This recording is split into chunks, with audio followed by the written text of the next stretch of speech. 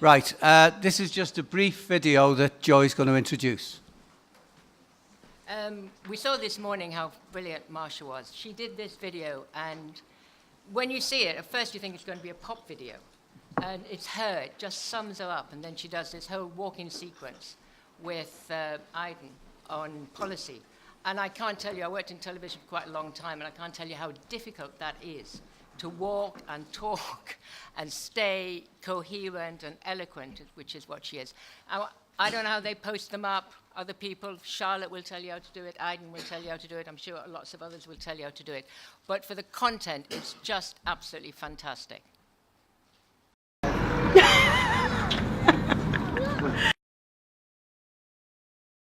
Yeah, so what is Labour going to be doing to help young people that are making a start in life? Well, I think the Labour manifesto this week has shared some really good policies that will have a really positive impact on our young people. So for those young people that want to go off to college, we'll be reintroducing the educational maintenance allowance, which was scrapped by the last Tory government, and this will actually help so many of our young people be able to afford to go to college. And for those that want to go off to university, we will be scrapping tuition fees, which was trebled under the last Tory government. Again, this gives our young people the option or the choice to say they would like to go to university, and it will no longer be a barrier for them. And we'll also be introducing the maintenance grant that will help some of them to actually cover their daily living costs as well. So I think all in all that sounds pretty good in terms of education. And I mean, a lot of people I know of my age, they're really worried about where they're going to live, whether they're going to be stuck at home with their parents for the rest of their lives. What is Labour going to be doing to sort of tackle this housing crisis that's facing the generation? I think the key here is Labour will be trying to tackle this housing crisis by committing to building over 1 million new homes, half of which will be council homes for people. But more importantly, what we're looking at ensuring that our homes are going to be affordable for those people that want to buy, but also affordable for those people to rent, so affordable rents. We're also hoping to tackle some of our rogue landlords and ensuring that our young people actually have some consumer rights when it comes to renting, ensuring the homes they're renting are of a decent standard. I think that's totally brilliant, and I think the issue with the current Conservatives is that they don't care about young people. What would you say to inspire young people to get involved and get active? Look, it's really, the young people are the next generation, okay? So they have to get out and be active and contribute by getting out on June the 8th and voting Labour, because we want to give young people a hope and a future, whereas the last Tory government, they've written young people off. So I will say to you all on June the 8th, come out and vote Labour.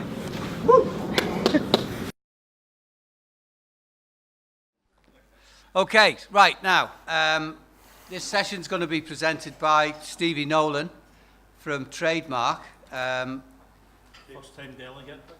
Never been here before. He's a bit nervous, so be gentle with him. The book you've got, the Brendan Ogle book, I'm sure there was a big contribution from Stevie to the content of that.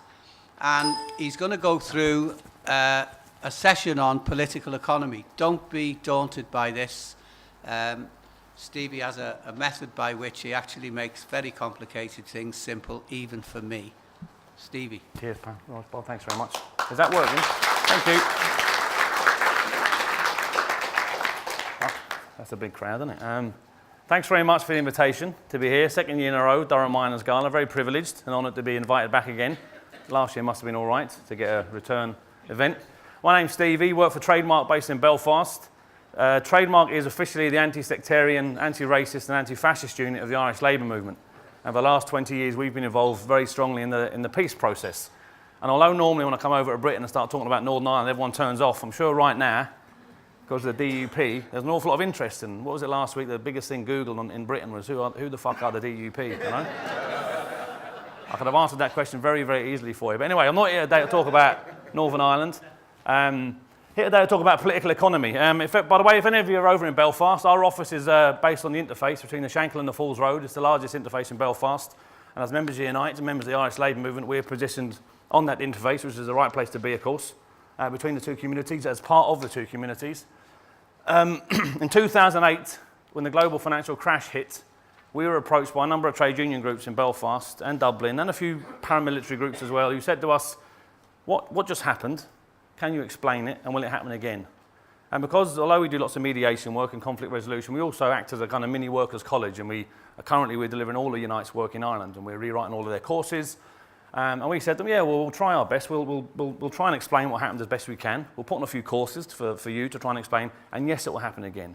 Current predictions for the next global financial crash are within the next 3 to 4 years, in case you're interested, and I'm sure you are, between 2019 and 2021. And I'll give you the names of people you can follow and the blogs you should be following and the people you should be following, because no one in the public domain will talk about it until after it happens, as usual. The red flags that are currently being raised to warn against the next global financial crash are also being ignored by everybody, including within our own movement, by the way. And when members come up to you and shop stewards come up to you and goes, what the fuck just happened there? We need to be in a position, one, to predict it, one, to try and stop it if possible, but certainly when it happens, and it will happen, to explain what just happened. And in 2008, we weren't in that position, and members were confused. And that's why we decided, we did a survey of all the education in Ireland, and there wasn't one course anywhere on economics or political economy. You couldn't, as a member of any union in Ireland, go to somewhere to learn about how the economy works, and that's kind of what we've been doing for the last few years. Based on that idea that that's wrong, that there is, of course, an alternative. Thatcher's idea that Tina, there is no alternative to this system. This system was won post-89, the fall of the Soviets. That was it. Liberal capitalism is the future. Just get with the program and stop whining. It's our job to articulate the alternative, and we haven't been doing that until very recently. If you're looking for a start date, you can pick any start date you want. I always pick Chile, 1973. Apart from all the mass murder and the torture that went on and the murder of thousands of trade unionists, they flew in the Chicago School, Milton Friedman, the Chicago School of Economics, and they gave them the job of rebuilding, remaking the Chilean economy. And if you know what that was, it was cuts to public expenditure, it was a privatization of state assets, it was raising taxes on the poor, cutting taxes on the rich. In Britain, it became Thatcherism. In America, it became Reaganomics. In West Africa, it became structural readjustment programs. Different names, same thing, different parts of the world, all heading in the same direction, a new kind of economics and a new kind of economy. The interesting thing is that period, 40-year period of neoliberalism, has come to a crashing halt. And we're all sitting wondering now, what's next? I'm certainly wondering what's next. And you have to kind of step outside of history nearly and try and step back and look at what's happening right now in 2017, because we're living through, what's that Chinese proverb? May you live in interesting times. Well, this is it. And it seems to me, I'm not an expert or anything, but it seems to me there's a kind of fork in the road here. There's a progressive road, and there's a far more scary road leading to the right. And for me, what I can spot at the moment are the characteristics of a move right.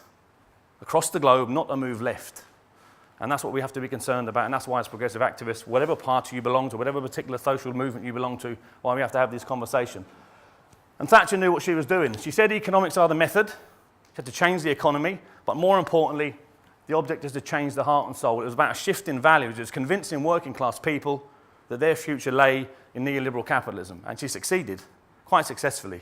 The end of collectivism, the end of concepts of social solidarity, and the introduction of, if you remember back to Harry Enfield, loads of money. Even in the popular press, there was that idea that being an individual greedy bastard was the way to go, and that greed was good. And she won that one. You know that when you're organised, when you're talking to members. More individualist, more kind of consumerist than ever before, less interested in community.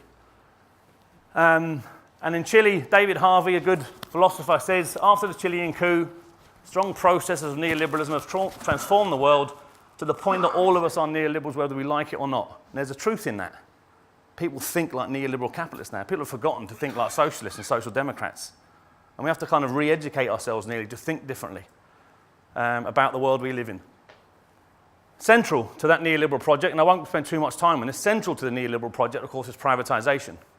And it's not just about selling the family silver. Last year was, I think, the highest ever in terms of sale of public assets. It hit $500 billion of public assets. That's 70 or 80 years of social investment of people paying taxes across the globe for public assets being sold off. And of course, Britain accounted for 28% of the total value of all EU privatisations. That's nearly 1/3 from Britain sold off. What did they sell last year? The last remaining stocks in the stock exchange, Royal Mail, of course, and 40% stake in Eurostar. Now, when we sell public assets, it's not selling the family silver, which is what they usually tell us it's about. That's like a one-off payment. It's worse than that. When you privatise critical assets in your economy, you're giving over control of your economy to small groups of shareholders and indeed individuals. I give you Grangemouth, where one individual can threaten to close down the energy of an entire country. And that's supposed to be democratic. Privatisation is not just about giving over profits to capital, it's about denuding and hollowing out democracy. That's why it's so frightening, and that's why it has to be resisted. And if you want to know what they're up to, it's not a conspiracy. That's the front page of The Economist from 2.5 years ago. Where is it? No, January 2014, the $9 trillion sale, how governments can cut debt, improve efficiency, almost everything must go. They're coming for everything. There's nothing that's beyond privatisation. If there's profit in it, they'll take it. Children's services in England and Wales privatised. Children's services making profit out of damaged children. There's nothing, if there's money in it, that they won't want to make a profit out of. Buildings and land, power, state-owned enterprises, banks, oil, gas, mineral rights, transport. In Ireland for the last 4 years, we've been fighting a battle to prevent the privatisation of the water system, a battle which you lost. And we've succeeded thus far, although the battle continues. Through the Right to Water campaign, Unite was heavily involved in it. We gave it resources, we gave it strategic direction, leading on to a kind of broader platform, a Right to Change, which is an attempt in Ireland to create or carve out a progressive left space in Irish politics which has never existed since 1921. And we've been relatively successful thus far at doing that.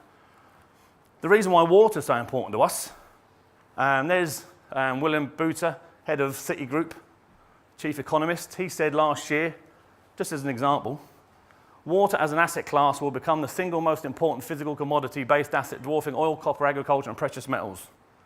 Water is currently twice as profitable as oil in the stock market. The United Nations has declared that by 2025, 2/3 of the world's population will not have access to fresh drinking water in 8 years. Now, to me and you, that's a humanitarian disaster. To these bastards, that's a great potential for massive profits, because if they can control your water system, you'll pay anything they want to get access to that water. And that's what privatisation does. Privatisation of critical state assets is not democracy, it's an economic tyranny. Because you're handing over the points of your economy which are so important to you to individuals to control. And we've been at it now for 40 years, which is why renationalisation, which was in the Labour manifesto, is such a crucial part of that other fork in the road. Rather than going down that one, and we know where that one ends up, there's an alternative. I'll give you an example from Li Ka-shing. He owns Northumbrian Water. He owns it. One bloke. Not shareholders. He owns Northumbrian Water, about 11 million people. Northumbrian Water borrows money every year from a bank in the Channel Islands. Guess who owns the bank in the Channel Islands? Li Ka-shing. The bank gives the water company a loan at 11%, which is very high at the moment because your money's cheap. You can borrow about 0.25%, 0.5%. The loan is used to pay enormous dividends to the shareholders. Shareholder. Guess who that is? Li Ka-shing. The cost of servicing the debt is then passed on to 11 million British citizens.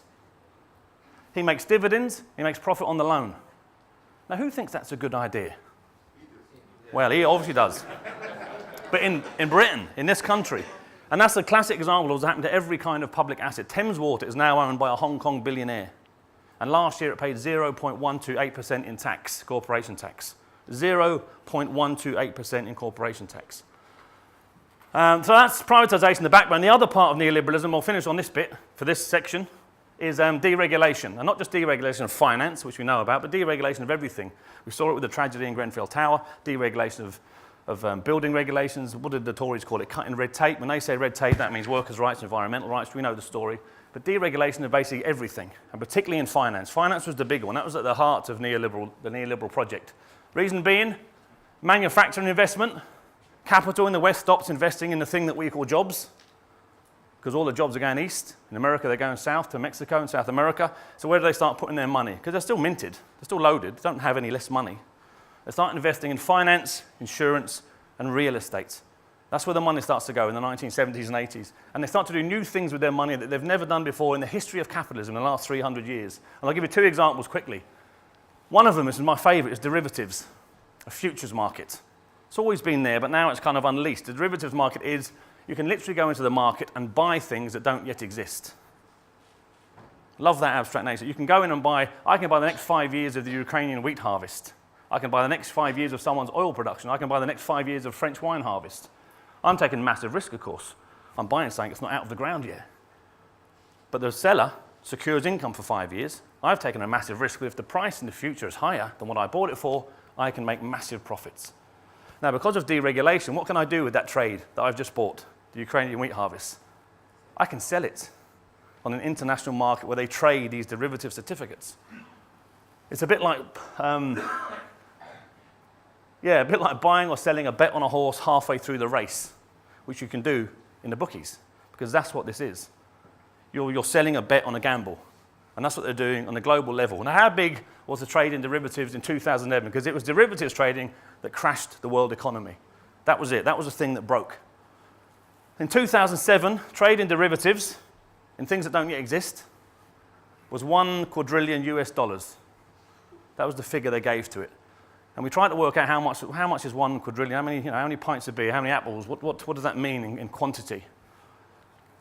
$1 quadrillion US is equivalent to 10 times the total production of goods on the planet over its entire history. Everything we've ever made, since we walked out of Africa about 80,000 years ago, every flint tool that we nipped and sold and exchanged, and every car and every plane and every bottle of milk, times that by 10 for 80,000 years, that was the global trade in derivatives. And that was the house of cards that collapsed. But you'll be glad to know, of course, since then, that's obviously it's extremely unstable, extremely volatile. Since then, they've re-regulated it all, haven't they? Of course they fucking haven't. They're back at it, worse than before. The derivatives bubble is bigger now than it was in 2007.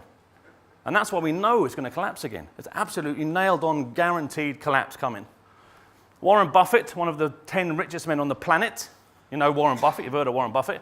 Derivatives are financial weapons of mass destruction. Even they know, but they don't care because he's making money out of it.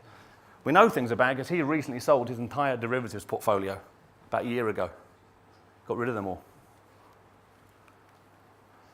The other thing that happened, deregulating, this was the straw that broke the derivatives back, if you like, was these little boys here, Ninja mortgages. You'll know these, I know you'll know these, you'll have read about them, or subprime mortgages. Ninja, what does Ninja stand for? Come on, lads from Scotland, you heard this 2 weeks ago. Told you I was going to test you. No income, no job or assets mortgage. You're handing out a $100,000 mortgage to someone that has no income, no job, and no assets. Now, where's the logic in that? Traditionally, you come to me at the bank, you want a loan to buy a house, I gave you the 100 grand, you came back every year, every month for 30 years, and you paid me back my capital and my interest, and that's my profit. And over 30 years, I wanted to know where you were working, were you still in work? I'll find out about you, I'd rung you every month, just to make sure, because that debt sits with me. With deregulation, what can you do with the debt you've just issued? You can trade it. So I give a mortgage to someone who I know is never going to pay it back. But I don't give a shit because I can get rid of it. Now I'll give it to him. He's a bit suspicious that it's a dodgy debt that's never getting paid back. So he sells it on to him. He's a wee bit suspicious. He wraps it up with some other mortgages and sells it on to you. You sell it to him, who wraps up with about 10,000 mortgages, and he sells it to your pension scheme. And your pension scheme now has 10,000 mortgages, over half of which will never get paid back. A black hole of debt. They call it securitization because it was supposed to be there was more good debt in the package than bad debt. And of course, over time, it shifted and there was more bad debt in it than there was good debt. With deregulation, debt no longer sits on the bank's books. Goldman Sachs issued one of the last ones. I believe Tony Blair sat on the board of Goldman Sachs for quite a time. And it was called a GSAMP Trust 2006/S3. That's what you come up on your screen if you're a trader, if you're a debt trader or a derivative, that's what come up. And you say, I'll have some of that. It's Goldman Sachs, it's got to be good. What it was about 8,500 mortgages. 60% of those actual mortgages we know now were called in the trade no doc or low doc. You can work it out, can't you? No documentation or low doc. They didn't even know who owned the debt. No name, no address, no house, no region. And your pension scheme bought it, thinking it was a good debt. The loans were given a AAA rating, credit risk almost zero. So the regulator said, no, that's good debt, that's good, you can trade that. Why? Because they're in the game as well. The system is regulated by itself. Standard & Poor's and Moody's, the two private banks that regulate all of this trade. In the trade, they were known as toxic crap. That's what they called these mortgages, toxic crap. They knew exactly what they were trading. And it was the busting of the subprime mortgage market that broke the derivatives market and the whole thing crashed. And that was deregulation of finance. Bringing kind of finance capitalism to a crashing end. So, pursuit of profit, not from investment in jobs and manufacturing, which is what we've been doing for 200 years within capitalism, with all its concomitant problems. This is investment in new financial products, making money out of money, making money out of debt, not making anything, no products. Nothing's being traded on the backs of lorries or ships. And that's what they called it, a CDO. You're a CDO trader. You're a debt trader, but you're a CDO trader. That was your title on your badge. Mortgage, credit card, corporate student loan debt. Mainly corporate debt, private sector debt. Now, someone had an idea that some of this debt was bad, and it was, you know, it might not cover the price of the mortgage. So someone came up with the idea of a CDS, which is an insurance policy on the debt. And that AIG, if any Man United fans in the room, AIG, remember AIG? They were the big insurance company that they covered all of this debt. So they issued insurance policies to cover some of the debt because people were concerned that debt wouldn't cover them. Because of deregulation, what can you do with the insurance policy? You can trade it, you can sell it, independently of the debt it covers. In fact, you can take out an insurance policy on someone else's debt without telling them. So it's a bit like me taking an insurance policy out on your house and you don't know about it. So you can trade the insurance policy on the debt. By 2006, the insurance policies were 8 times bigger than the debts they covered, being traded independently. Now you would think that couldn't get any worse, could it? 2001, they invented a thing called a synthetic CDO. A synthetic CDO, a financial asset that held no real mortgages, just a package of what they call derived debts. There was nothing. It was literally nothing. What it was, really, was a bet that you laid that the insurance policy would cover the debt. So this is a bet on the insurance policy on the debt. And what can you do with the bet? You can trade it. So you have debt being traded at unsustainable levels, you have insurance policies on the debt being traded at unsustainable levels, and you have bets on the insurance policies being traded at unsustainable levels. Now who the fuck thought that was a good way to run the world economy? Any wonder it crashed. And back to my first question, has anything been done to re-regulate that system? Nothing. Back at it again. And of course, leading to the inevitable crash of 2008, which I haven't got time to go into that, which everyone said wasn't predicted, but it was predicted by thousands of economists across the globe, mostly progressive left economists, of course, and they're doing the same thing now, predicting the same kinds of crash. Daily Telegraph, 2 months ago, China facing full-blown banking crisis. Why? Financial Times, 3 months ago, it looks like subprime derivatives on steroids. China hopes to bundle up all of its bad debt and sell them on the world market. China is currently doing exactly the same thing, getting all the bad debt, bundling up, and selling it to your pension scheme. If you're a trustee on a pension buy, make sure you get back and check what it is you're buying. German GDP currently sits at 4 trillion. 13 trillion is European Union GDP. Deutsche Bank, one of the largest, if not the largest bank in Europe, exposure to that derivatives market, 64 trillion. That's how much it's lent out to being speculated and gambled with. It's all teetering on the edge here, people. It's teetering on the edge again, on a cliff. No discussion, not in the public domain. You won't see articles about it mostly in most places, just like last time. Now, all of that, of course, ushered in the age of austerity. We know what that was all about, the lunatic idea that by shrinking an economy, you can grow it. You know, I don't even have to go there, do we, really? That's kind of common sense tells you, well, if you pull money out of the economy, it's going to shrink. Of course, that's exactly what happened. But as we know, it wasn't anything to do with that. It was a cover for shrinking the size of the state. It was a cover for getting rid of 1 million public sector workers. That's all it was about, and everyone knows that. But the economic argument was by squeezing one end of the balloon, the other end will expand, which is kind of the logic behind it. And that's where we arrived at. That's the economic term, secular stagnation, which means 5, 10, possibly 15 years of no to low growth in the economy. And that's the fork in the road. That's where we are now in 2007. We're at that fork in the road. Neoliberalism's not working, not even for them, really, because profits have dipped so badly. And we're at that fork. Which direction are we going to go? At the moment, it looks like we're going to go in the wrong direction, because the new normal, in the next 5 years, unless things change dramatically, and there are people in this room that might be involved in that dramatic change, I'm hoping. Structurally precarious work, you all know about that, I don't have to tell you about that. Financial instability, we just looked at that, that's back again, sitting there over us. Degraded productive sectors and public infrastructure, dropping through the floor. Highly tailorized work management, new forms of labor discipline, controlling workers, anyone that works in a call center or works in an Amazon depot, or all that, you've probably looked at all that in the last couple of days, I think. Union busting, back with a vengeance, and mass surveillance and total policing from the state. These are the indications, these are the things you're looking at going, actually, that fork in the road looks like we're going down that one, doesn't it?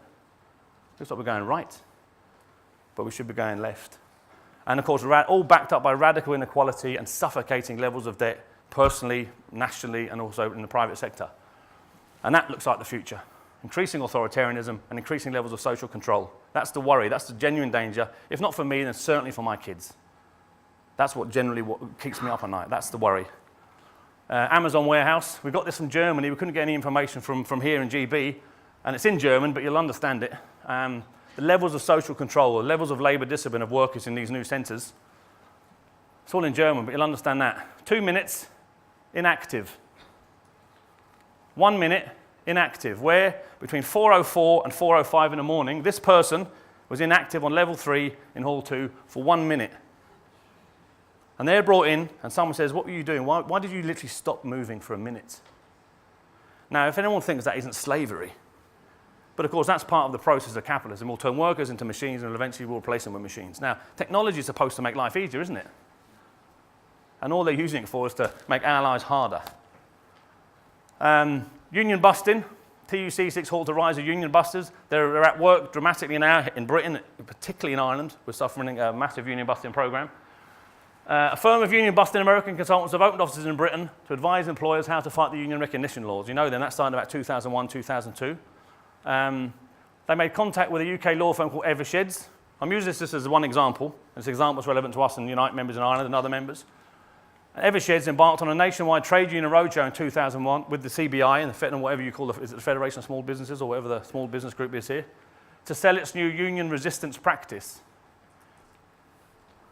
Tesco, which is the largest private sector employer in Ireland, believe it or not, have employed Eversheds to break the back of the Retail Workers Union. Believe it or not, for historical reasons, the Retail Workers Union in Ireland has a kind of closed shop agreement with Tesco's. When you join Tesco's as a staff member, you're automatically in the union, which is good. I'm a big fan of the old closed shop arrangement. But of course now they brought in Eversheds, and that's the name of the project, Project Black. That's what they named it, to break the back of the largest private sector union in Ireland. And all the other private sector in Ireland is waiting to see what happens, because if they succeed there, they know it's open season on all other unions in Ireland. That's another problem we have across Europe, the rise of militarised policing. Any of you that's been on a demonstration in the last 5 years, when you turn up with your kids in a placard, and you see the police in front of you dressed like fucking Robocop, and you think to yourself, who's here for the riot? I'm not, but someone is. Someone's there for a riot. We've experienced it in the last 3 years in Ireland. Mass surveillance, paramilitarisation, kettling, routing film of demonstrations. You've gone into a trade union demo, you're filmed. Harassment of protest organisers, and of course undercover officers, as we know, used to undermine political dissent, including trade union activities. Although you could argue that's been going on for 30 years. In the Right to Water demos in Ireland, I turned up with my kids, carnival atmosphere, it was sold as that, that's what we organised it as that, to face that. Massed ranks of highly paramilitarised police forces. And of course, the latest one, regulation of the internet, under the excuse of anti-terror legislation. But we know exactly what that's about, regulation of the internet, closing down social debate and critical discussion. Gary Street, a Tory MP, remember that from last week? This is why I hate social media. It gives a voice to people who don't. That tells you everything you need to know about Tories. They hate democracy. And they really do hate democracy. Democracy, of course, in the 18th century used to mean mob rule. And that's what they still think it is, of course. The other worry is this. I've got time to do. Sweden leads race to become a cashless society. The European Union have a paper out at the moment to go cashless by 2025. People think, oh, that's good. Contactless payment and all that. Cashless society, very good for consumers. No, you're shaking your head, you're right. It's a real worry, this, cashless now. Only 3% of all economy in the UK economy, only 3% is note and coin. 97% is already digital. So all they've got to do is remove the last 3%. But who uses that 3%? We do. It's us. It's workers. It's working class people. We use cash still, for the most part. Now, why would they want to get rid of cash? Bail-in legislation. New legislation passed 2 years ago in the European Union. If banks go under, instead of the state bailing out the banks, where are the banks going to get the money? They're going to raid the accounts of the depositors. Now, at the moment, there's a threshold saying if you have a certain amount, they'll only raid wealthy people. But there's no legal block on them removing that threshold to take the money from wherever they want. And negative interest rates. No bank can be bailed out with public money. Bail-ins typically mean taking money from customers' accounts or converting your money into shares in a failing bank. You might say to yourself, well, I'm going to pull my money out of the bank then. Well, you can't, because there's no money. It doesn't exist anymore.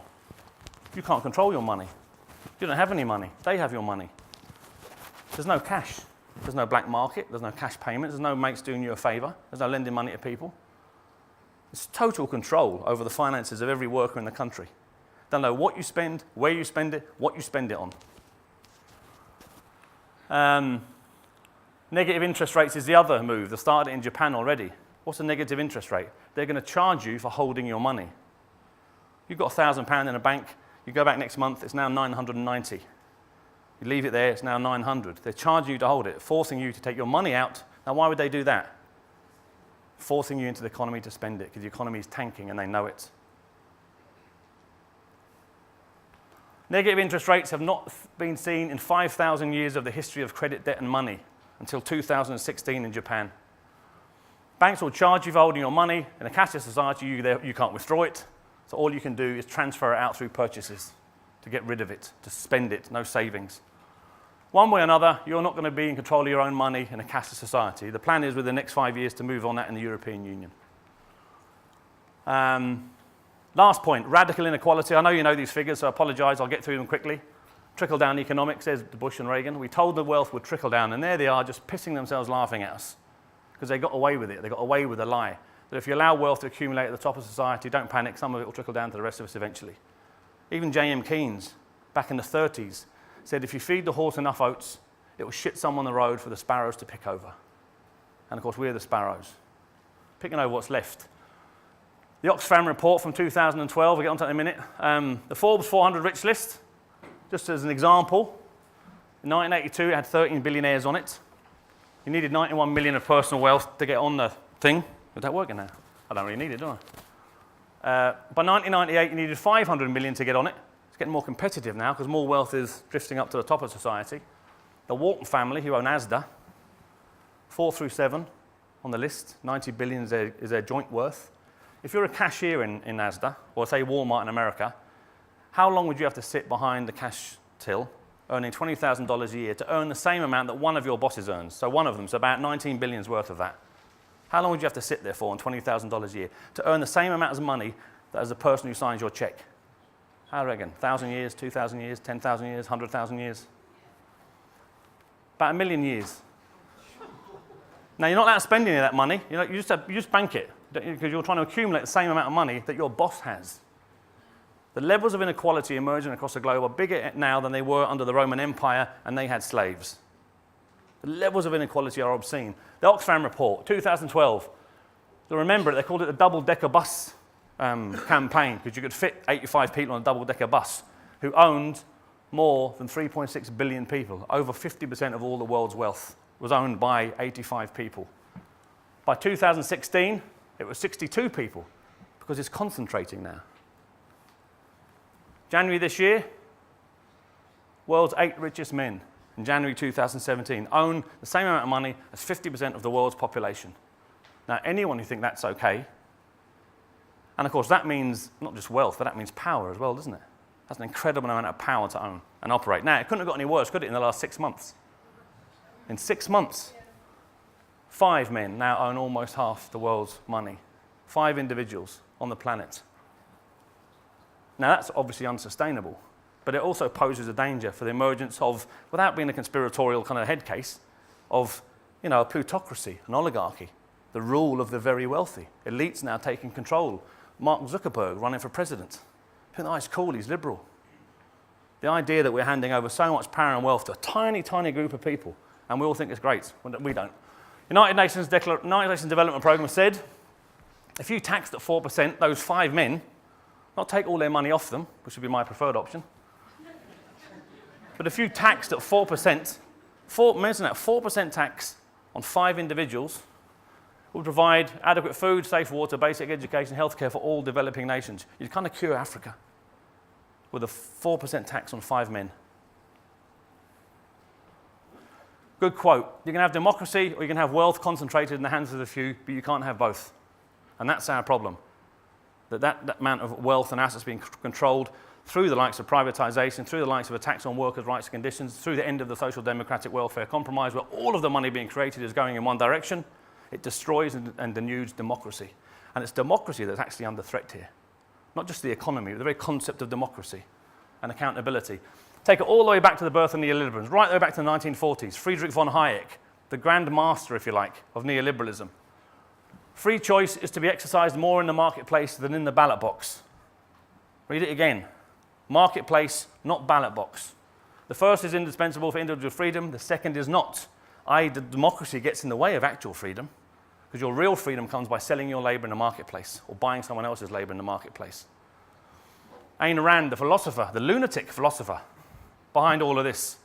Capitalism is the only system that can make freedom possible. When I say capitalism, I mean pure, uncontrolled, unregulated, laissez-faire capitalism. Those are the masters behind this neoliberal push. And even though neoliberalism's come to an end and it's crashed, we're almost moving into a version of the world that they actually predicted 40, 50 years ago. It's capitalism without democracy, or capitalism with a sham, or the theatre of a real non-representative democracy. Milton Friedman, Thatcher's great idol, capitalism is freedom, capitalism and freedom. And you might think, again, that's a bit conspiratorial.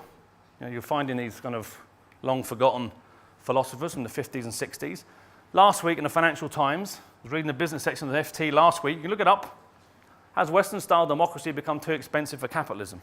Read it again. Think about it just for a second.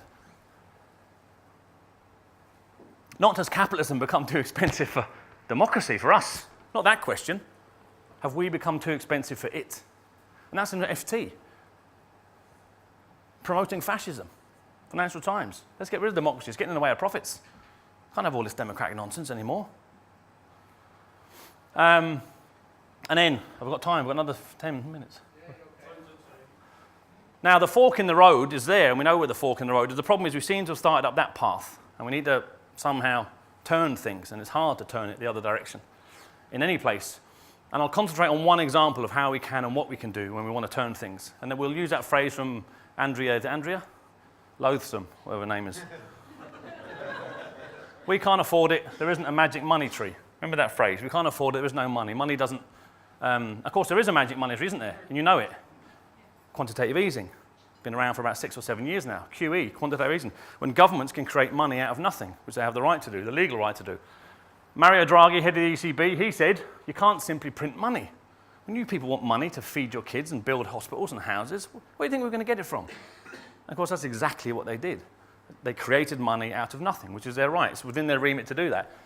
There is a magic money tree. In fact, there are 2 magic money trees. There's private banks. There's also the Bank of England, or national banks.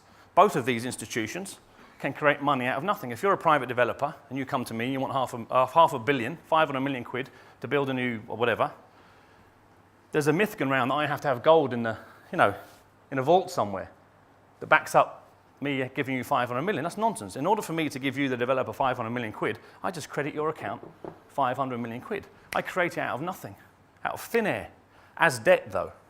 I've created it as debt. You now owe me 500 million plus interest. So you've got to go and get the 500 million and the interest from somewhere else in the economy, which means your wages through profits.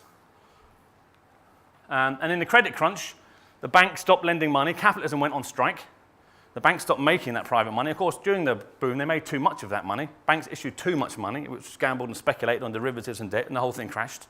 So the government had to start creating money.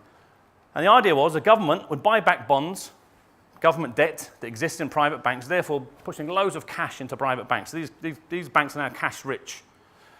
Because the banks are cash rich, they will start lending money again at a lower interest rate.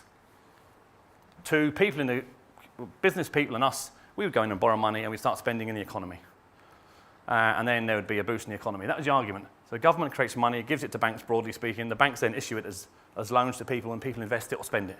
And the whole economy gets a boost. What actually happened was the governments gave money through bond buybacks to the private sector, private banks. It did reduce interest rates. Extremely wealthy people took it all, gambled it on the stock market, created another massive bubble which is about to burst. None of it went into the real economy, leading to food banks, mass poverty, and all the rest of it. So it failed disastrously. They created 375 billion, the government, of brand new money out of thin air. 375 billion.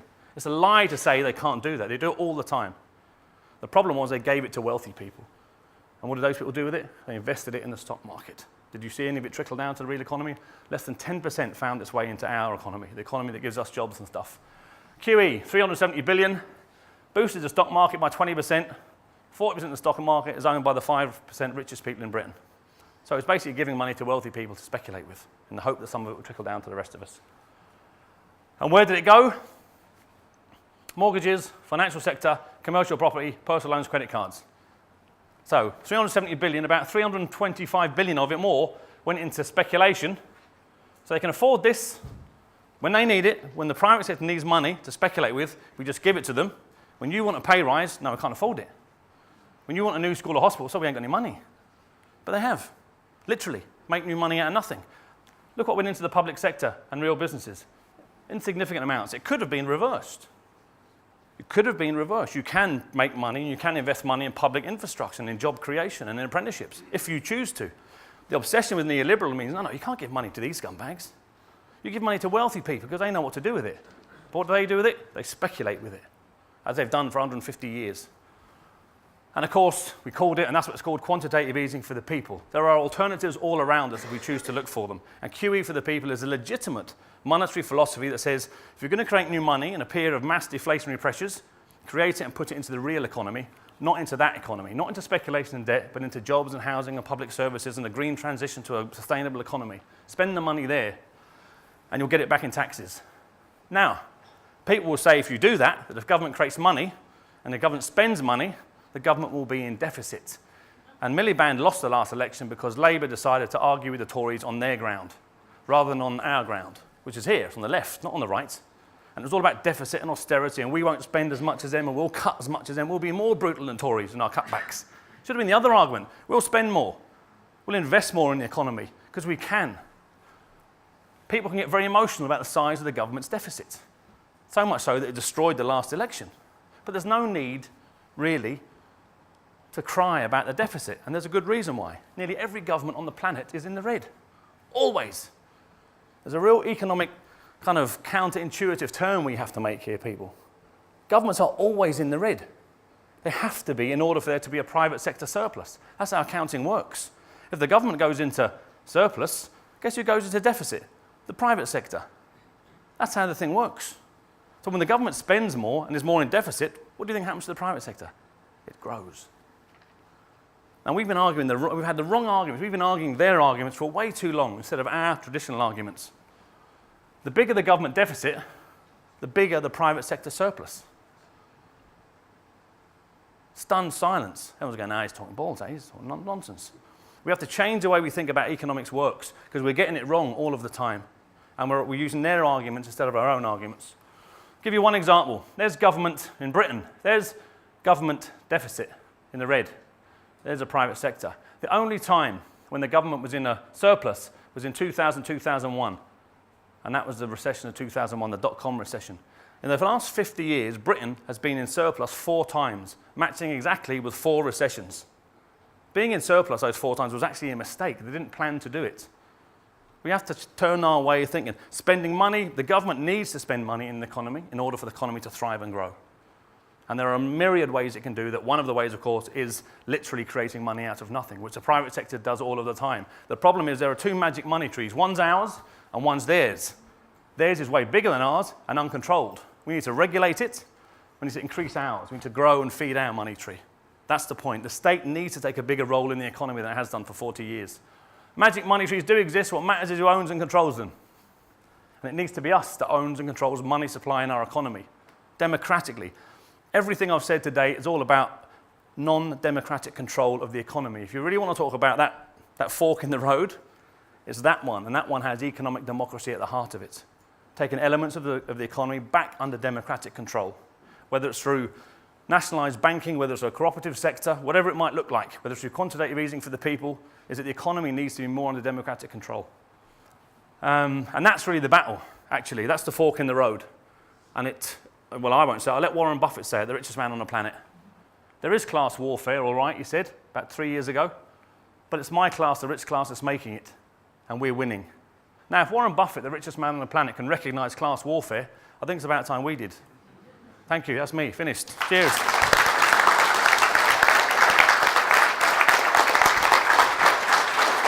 Cheers, mate, enjoyed that. Have you got time for a Q&A?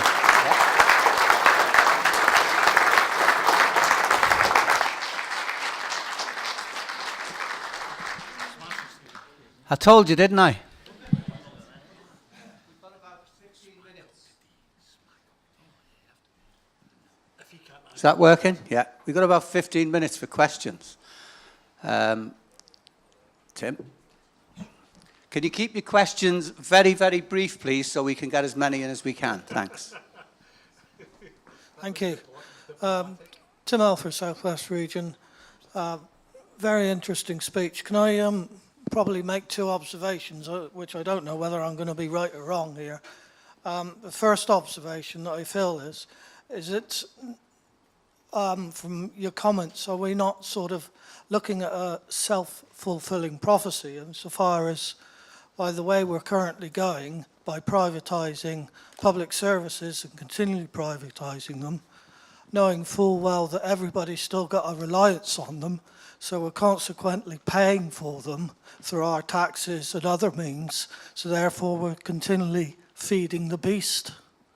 And the other observation, basically from what you've stated, are we as a UK looking at the possibility of becoming a third world country? Do you want to take Thank one or you. two at a time? Or? Yeah, no, go on, dead on, yeah. Okay, just hang on a sec. There's a queue now. I knew this would fucking happen.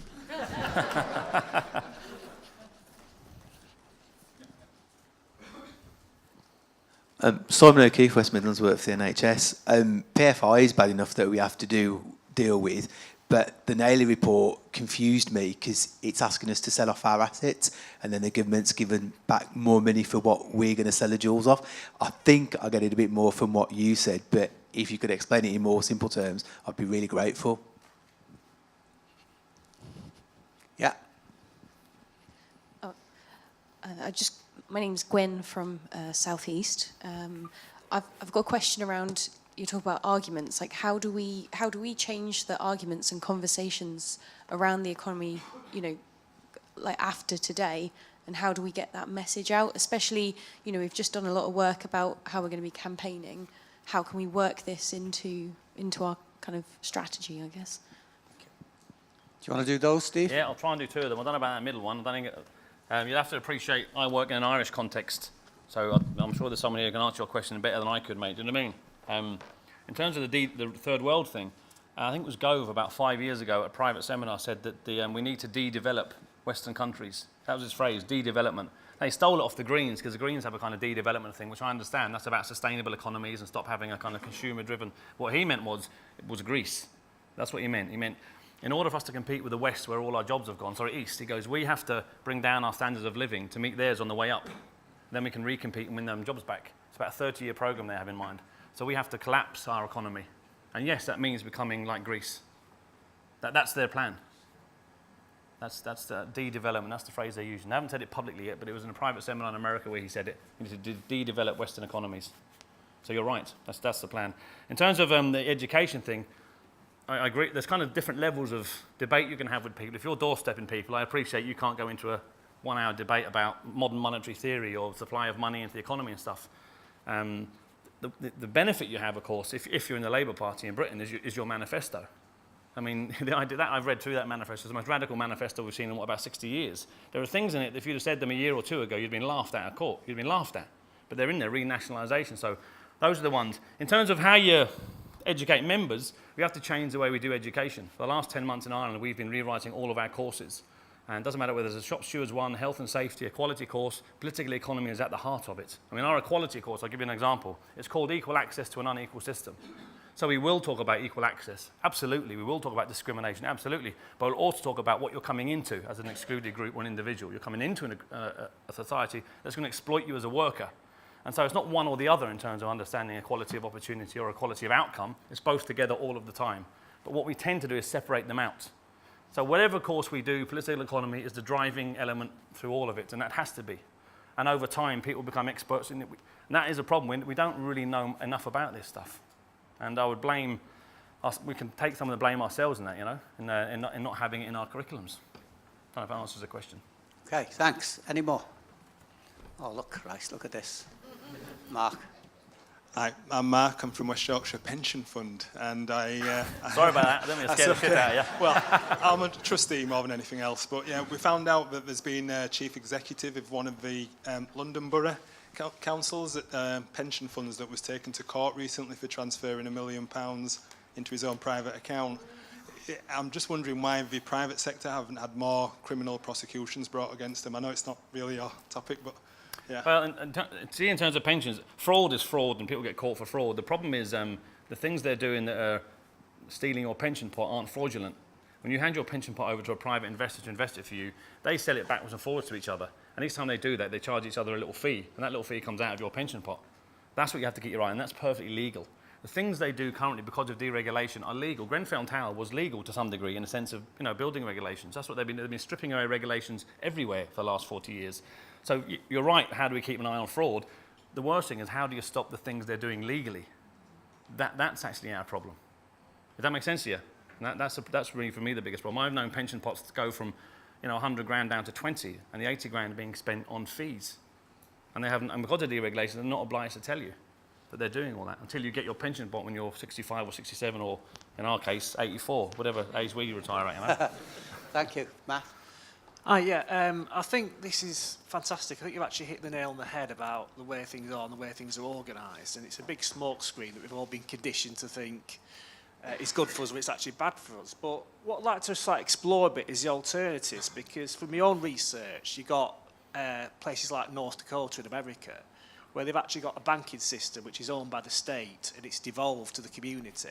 And when the financial crash came, the unemployment there was 1/3 of the rest of America, because they find a way of capturing the money and keeping it under the control of the community. So that's the first thing that you've got.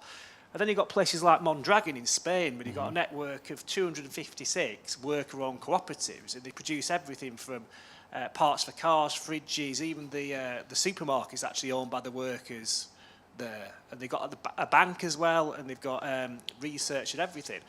And you actually look at the wages, and they're about 30 or 40% higher than the rest of Spain, because they've actually found a democratic socialist alternative to capitalism. And in the community, it's really embedded, right?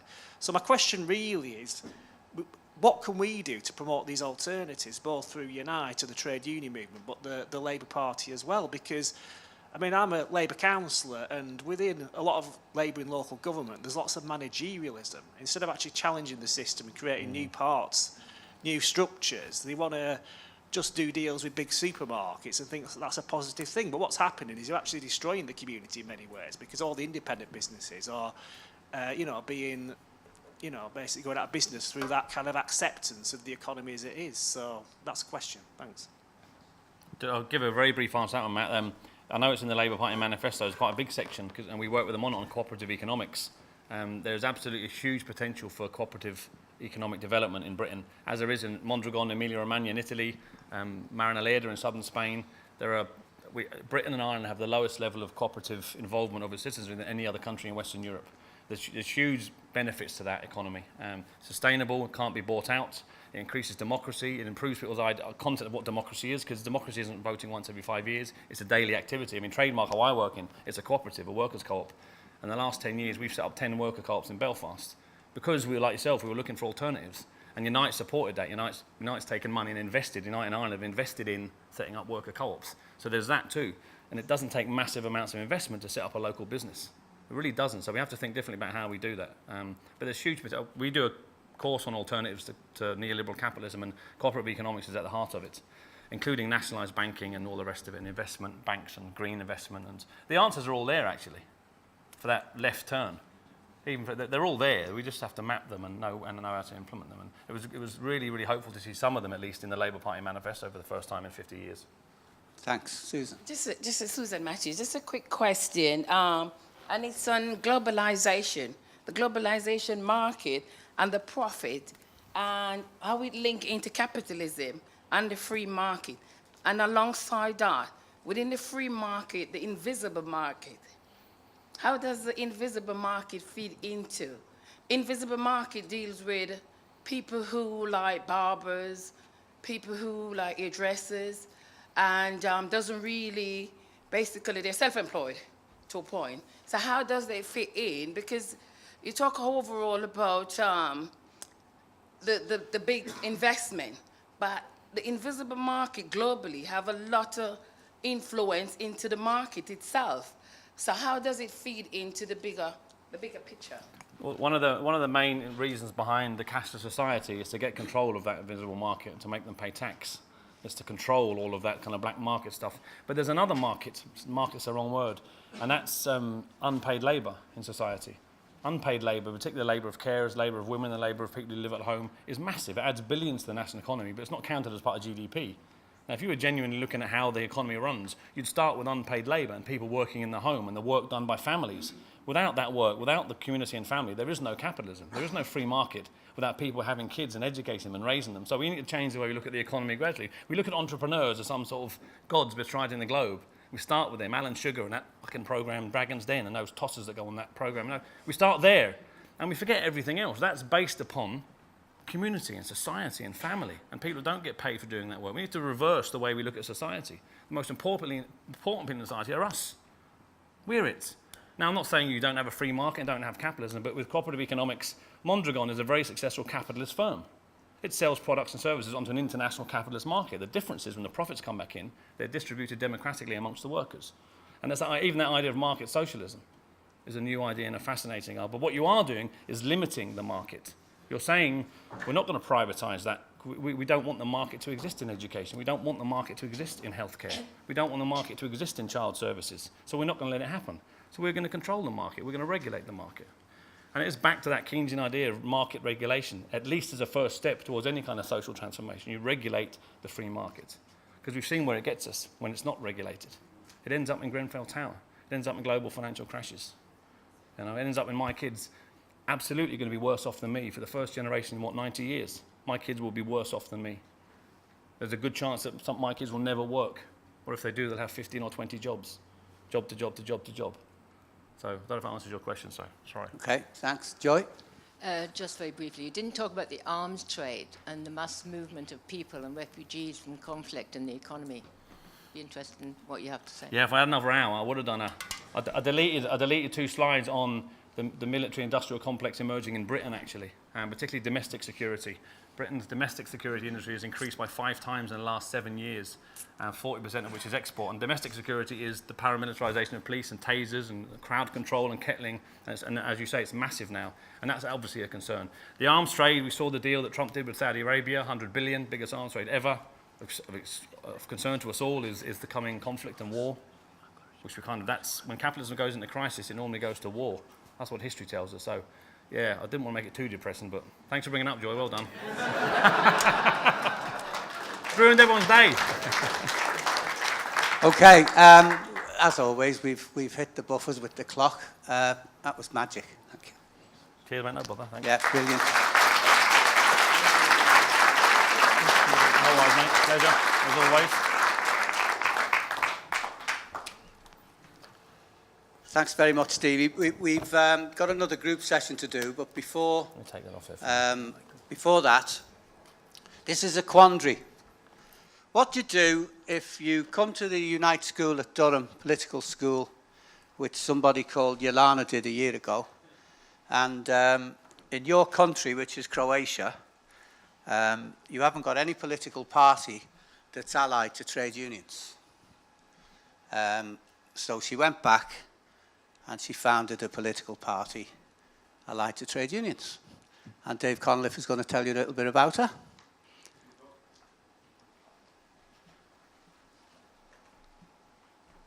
You can use that one. Yeah.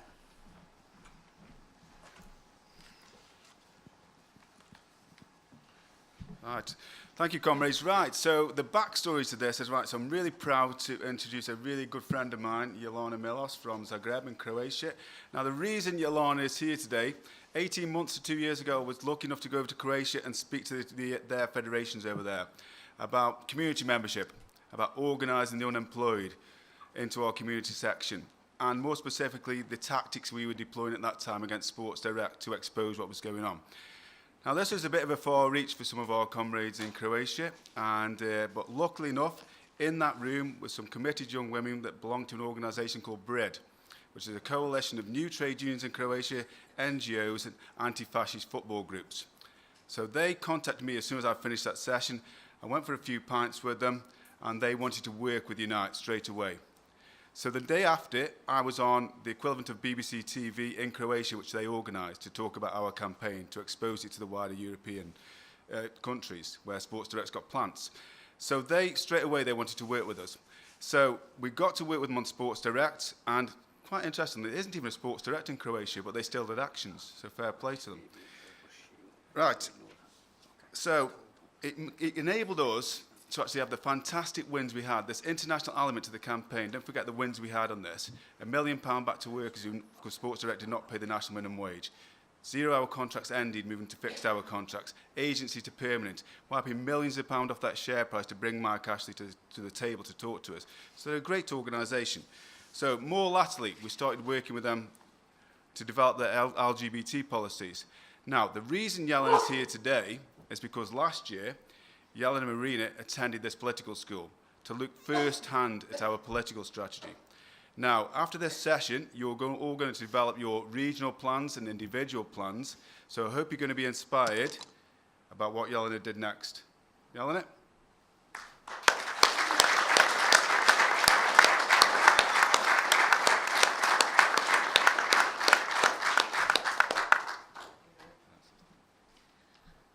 Hi everyone, I'm Jelena from Croatia, from this organization called BRID that's been working with trade unions, activist groups, anti-fascist groups, Greens and other groups in Croatia.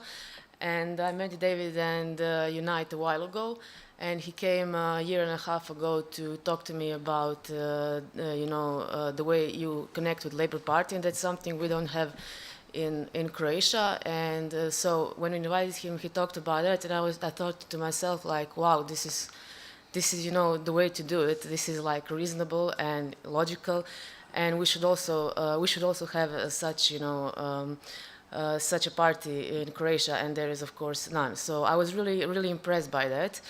And then Unite invited me to a political school, which I don't know if you have that experience, but usually big trade unions in Croatia, they don't usually, have a great collaboration with you all the time and invite you to become your friends and your family, and that's what Unite did to us, to BRID. Now we've been really working together a lot. So basically, what happened is that I came to Durham, and the way he was speaking, David was speaking about the way you connect with with the Labour Party. I could see that happening here in Durham. I could see the way you organize. I could see, why you are successful. And at that time, although there was a coup happening at the time against Corbyn, I could see that you are going to win. You're going to win long term because you have the people and you will have the power also. So basically, we went home to Croatia, and we decided all together with a group of activists from Croatia, just regular people like ourselves, people from trade union movement, labor movement, Greens, anti-fascist groups, just to start a political party and to run for local elections in Zagreb. And they told us, that's impossible. The same things they've been telling you, that's impossible. The left does not stand a chance in Croatia. You cannot have a left party. That's over, that's history. They told us the left is unelectable, if you remember. I think that's the same thing they told Corbyn in the UK. And of course, we ran for local elections in February, and the elections were in May, so that was kind of a problem. But anyway, we set up this political party that's called Zagreb is Ours. If you have the photo, maybe. Yeah. Barry's on it now. Yeah. Yeah, all right. So,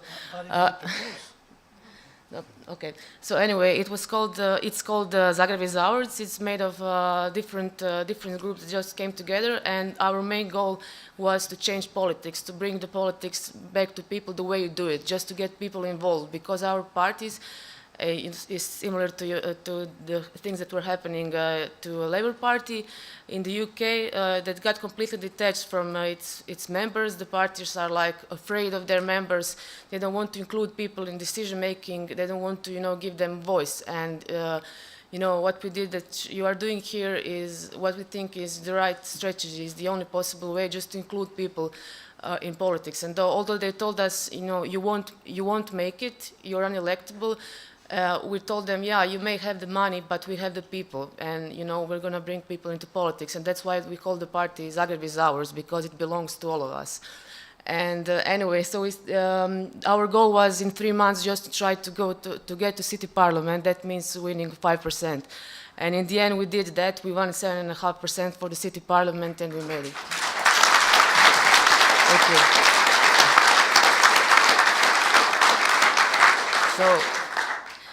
So although they told us all this stuff, we knew we could do it because of the way you did it.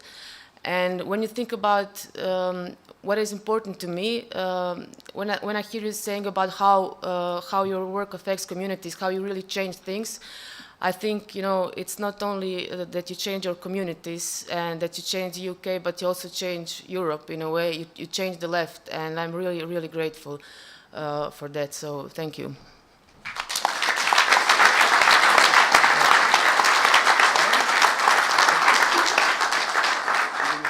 I will just show you a couple of, this is how much money and resources we had. So, anyway, we didn't have money for like billboards and city lights, but we made these kind of boxes, rickshaws, and we put sound systems in them, and we just circled the streets, and we were all over the place. While the other parties were afraid to go to people because they had nothing to offer them. And all the way they were just telling us, you know nothing about politics, and now we know the truth. They know nothing about politics, and we do. So these were just, I don't know how to do this. You see, automation is not a big problem in Croatia. Anyway, so this is our banner coming down one of the biggest buildings, second biggest buildings in Zagreb. And don't do this if your neighbor is watching, if your neighbors are washing their windows, which happened to us. So, the next photo. Maybe you should. So this is our candidate for mayor, who is 34 years old, I think, or 35, I forgot. He's really young.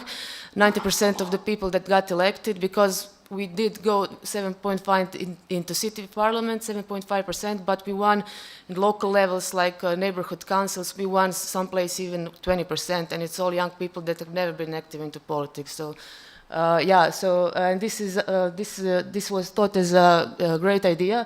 We went to a garbage disposal yard, which is one of the biggest problems in Zagreb that pollutes and the health of the people on the periphery. And also it's a really bad system, so we went there and we put our flag and said we're going to deal with this problem.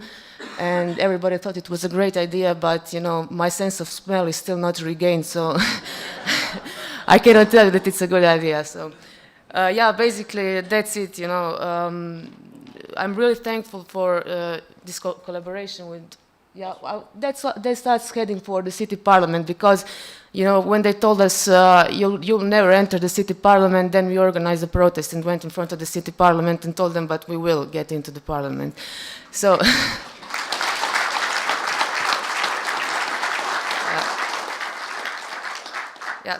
so what I wanted to say here is that really the relationships we form are really meaningful, and the work that we do with community, with people around us, is something that is going to change politics in Europe, and also the left politics for good, I think. And just remember, when you're doing this great job that you're doing, that we're looking to you from Croatia, and we're cheering for you. Thank you.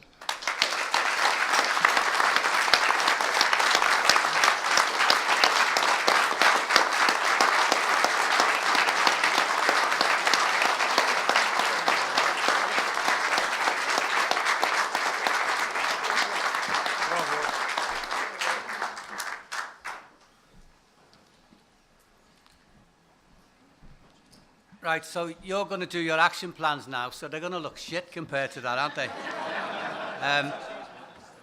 However, we do our best. This is the important part of the 2 days. This is where we strive to make a difference. Everything we've done has been challenging and interesting and occasionally entertaining, but the point is not to think about things, but to change things. And that's what this action planning session is going to be all about. Go back to your sheets with the questions and you'll see quite a list.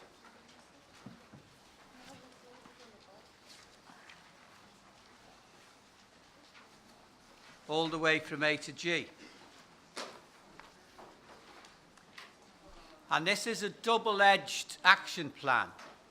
What you need to consider is, first of all, from everything you've listened to and everything you've discussed, what are the things you can do individually in order to make a difference into the future? And secondly, what can you agree between yourselves, region by region, to do collectively to make a difference? And you've had the opportunity to think about some of this stuff already. One action might be, Jim's already mentioned, that the budgets are there for regional political schools like this. They're called mini Durhams. Given the timescales that we're looking at, nobody's going to resign as Prime Minister that quickly. You should be able to fit in a political school in your region in the early autumn, once the summer's out of the way. If you fail to do that and don't take the opportunity for discussions like these, then I think you're missing a huge trick.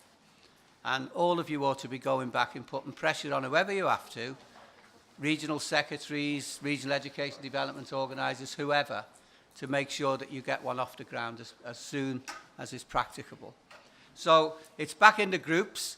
This time, your facilitator is going to be taking some notes. So we're going to actually record what you say you're going to do, because it's too easy to just have wish lists and all the rest of it and then go and get pissed at the gala tomorrow and then everything just ebbs away. So we're actually going to record the promises that you're going to make, and then we're going to monitor that into the future to make sure that what we say we're going to do to make a difference actually happens.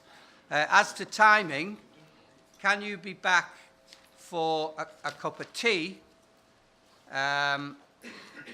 for about 3:30 for tea? So that gives you an hour. And then 3:30 till 4:45 for tea, and then we'll take the feedback at 4:45. Is that okay? Super. Thanks very much. Oh, hang on.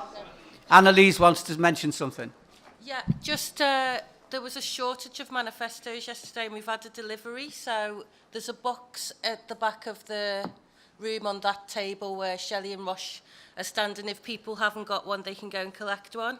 And also in this session, my team will be around in the sessions as well to participate in that and like be taking down what your action plans are and stuff. So thank you. Thank you. Thanks very much.